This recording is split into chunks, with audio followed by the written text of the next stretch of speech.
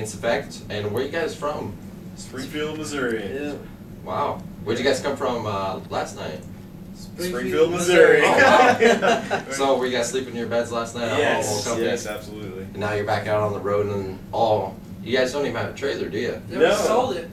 Oh, you sold it? We figured out that it saves like $3,000 in gas money every tour, so oh wow. Got rid of it, and now we have no personal space. But you know, it's male bonding, right? Yeah, it's an adventure. We sit on each other's laps and hug. All right. Not really. No, we don't do that. No. And who we have here is Greg. And what do you play, Greg? I play bass. That's what I play. How long have you been playing bass? Honestly, that's a good question. How long have you been playing bass? I've been playing bass in 1 year. Oh, really? Yeah, but I've played guitar for 5 or 6 years. So. That helps. You literally learned bass to join our band. Yeah. Oh, awesome. I'll play. So, wasn't too bad, but. And did I hear something during the show that actually that's not your bass, or your bass? Oh. Yeah. Or is that really like your bass and stuff? No. Somebody let me borrow their bass for the show, so It was Ben. Ben. Yeah. Ben. So, I don't know Ben very well, but maybe you do. But yeah, it was an awesome bass, like just a Fender jazz bass, but good job. Awesome. Awesome. And Ben here, and you play drums, right? Yes, sir. Awesome. So when did you start playing drums, or what got you into doing that? Man, I started back in 5th grade actually, so. I was like 45. It's been a while. Yeah, I'm at least 60 right now, so yeah. And then we have Corey, who played lead guitar and vocals. Yeah. Been promoted to lead guitar. I've been promoted to lead guitar. All right. When you only have one guitar player, you lead under them. That's what I'm talking about. So, did you guys all grow up in Springfield? Or? Kind of. For the most part. You were in North Carolina for a little bit. Yeah. He was in Louisiana. I was born in Louisiana, but we moved to Missouri when I was like 6 or something. Yeah, that's how it was for me. Awesome. I've been in Missouri my whole life. I heard that is that the Show Me State, right? Yeah, but nobody knows what that is. Yeah, I we mean, don't even literally know no what one's it is. asked me to ever show them anything. Yeah. Other than my ID if I got pulled over. Right.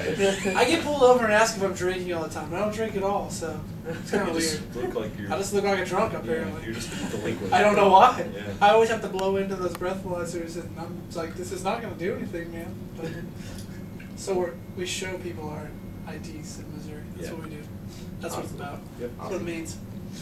And the Radiance Effect actually played here at Wayne State College at the Ramsey Theater this night. And what you guys think about tonight? Terrible. So we'll never do it again. No, it's awesome. Corey likes to lie a lot. It's awesome. This is our first time in Nebraska. Yeah. So it was really awesome. Yeah, you guys are crazy in a really good way. Yeah, everybody was super Yeah, energetic, and it seemed like most people were digging it. Even the people that were just like, didn't seem like they liked anything at all in life. Like, they seemed like they were digging it, you know, so. You guys are fun. We turned some frowns upside down this time, so it was good. I enjoyed it. I like it here. So is there a difference between the Missouri crowd and the Nebraska crowd? Every night is different. Like, it doesn't matter. Like, we've played in almost every single state, and like every single venue, every single crowd is usually different. Missouri does the thing where like their friend's band will play, and so they'll show up right when they start playing, and then they'll leave right afterwards. Yeah, and then if they are in there for your set, they'll just be like, yeah, and that's them enjoying it. So. yeah, that's like, well, you're doing a really good job. If they're just Sometimes, standing like there. in Joplin, though, they're pretty crazy. Like sometimes in That's true. Joplin, Missouri, there'll be a cool crowd. But a lot They of don't people, really count. a lot of people are listeners in Missouri. They kind of just focus. Take it in like a sponge. Yeah. It's like, oh, that's good. Like a steak, right? Yeah. Yeah. I mean, You I've gotta literally soak never it, soaked up a like, steak. marinate in the music. That was kind of weird. And so, I guess as you guys as a band, what's been your experience like being as a band and also being Christians, and how does your witness show through that? Well, I think the best way that we, I guess accomplish that would be the word, is we try to go with, what Jesus actually taught, going into the world, and, we play a variety of places, we'll play, colleges and churches and like the seediest bars imaginable, and it's just, it's really, it's pretty awesome, just like the variety of people that we get to meet, because we'll like one day we'll hang out with like a youth group, and the next day we'll hang out with a bunch of drunk people. It's, you never really know what's gonna head your way, but there are many witnessing opportunities out there. Even in churches, like you just it's amazing how many broken, hurting people there are just everywhere. So I think it's also interesting that like we play music to hopefully inspire and give people hope, and show them truth and real life and a real free life in Christ. But I think what's funny is, it's not really funny, it's awesome. We'll go and try to invest and pour into people, but I think every night we will usually meet somebody who's like really speaks to us without them even knowing.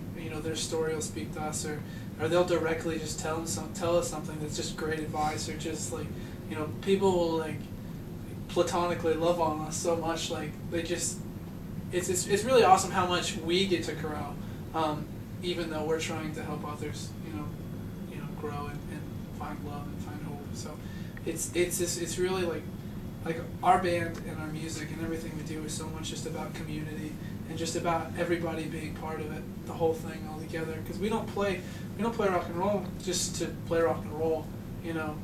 We really are trying to create a community within the music that we play of just a bunch of friends, journeying together and learning together and growing up together. So I guess as Christians on the road, how do you keep your faith alive? And because I know it probably gets tiring, doesn't it? Going from place to place and never knowing where you'll end up next or what kind of thing will get thrown in your path. So how do you keep your faith vibrant and alive, and how do you nourish that? Well, I mean, a lot of it's just individual daily Bible study, and a lot of it, honestly, we depend a lot on the people that we meet. Like, it's really, they don't know that. Yeah, no, but like it's like completely refreshing, because like everywhere we go, there's always someone like just blessing us, just totally. They'll come out of nowhere with like food when we're hungry, or they'll be like, hey, yeah, stay at our place, or just crazy stuff. And it's like God blesses us through people so much. We couldn't honestly do this without them. So and honestly, I mean, it's not like it's just like anybody else. Like, we don't always have a great vibrant faith. Sometimes it's like you broke down and you're like, what the heck, like your faith sucks, your attitude sucks, and you've been on the road for 2.5 months and you don't want to see these guys anymore. I mean, it happens. Like, but the thing, like, there's a huge bond within what we do, and then God's bond is together, that even on the worst days, like, God's always faithful and always loving and always gracious. So beyond that and beyond us at our worst day, I think God's in all of us enough that we just kind of, like, God pushes us along. It's really unusual, like, when we first started touring, how much you realize that it's just your relationship with God is just about you and God, and how much that becomes like obvious, because if you don't like try to nurture that relationship between you and God, you have nothing. You have no friends there, you have no family there, you have a few guys, who are going through the same thing that you are all the time. So like, what's really great is just our technology, because we have like podcasts and stuff that we can, from our home churches or from like churches, like we all listen to like Mars Hill, like Mark Driscoll and stuff, and that's super helpful. But just like trying to do what you can to just try to get in the Word. I really don't think, whether you're at home or on tour or just a regular everyday person, like the Word is the only, like, you've got to be in it to grow and to stay strong, or you're not going to grow at all. I think without the Word, you're just kind of crumbling. Which doesn't mean I'm in the Word every day. I wish I was, but I think it's crucial. So, do you guys have any advice or anything that you'd like to say to the people that are watching this? Don't go on tour. Yeah, stay in college. Don't drop out of college and join a band. Feed your family. Yes. But beyond the immediate, I don't know, like, live passionately and live outside the box. Don't live for religion. Don't even remotely worry about religion, because it'll kill you and it'll kill your faith. Like, focus on the truth of what God's saying and the love that God's giving you in the Bible, and love on people. Like, this world is we've got plenty of selfish people, and we've got plenty of people who are worried about themselves and money and big cars and big houses. Like life's so short. So focus on others, focus on serving others, focus on loving others, and live for that. Live for what God lived for, not for your possessions or your money. Everything that's just going to fade away and be worthless to you once you have it. I've met a lot of people with really nice stuff, and they're not happy at all. Like, they have $1 million homes and they could care less, you know? Like, because once you have it, it's just another piece of wood and, you know, paint, you know? So it's just one of those things, like, I wish more people realize the beauty of every breath they have, you know, and the awesome things that God can do through you. And since we all have a purpose and God's given us all a purpose, I just chase that, live free, passionately, and I think you'll enjoy your life a lot more. Definitely. Well, we definitely had a pleasure having you guys here, and I'm sure the crowd definitely enjoyed you.